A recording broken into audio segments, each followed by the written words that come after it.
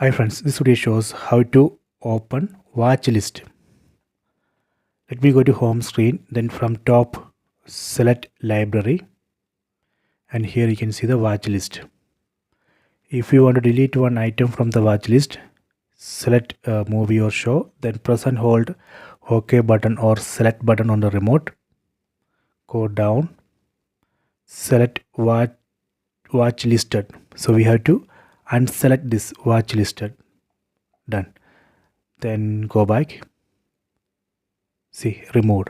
So this way we can remove a movie or show from the watch list.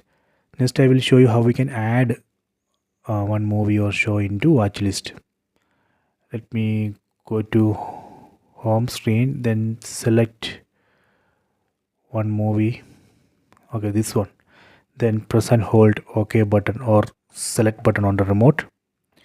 Then select this third option, add to watch list. Done. Then go to home screen, from top select library. Here you can see that movie. Okay, you can try this. I hope you enjoyed this video. Please subscribe this channel. Please like and share the video.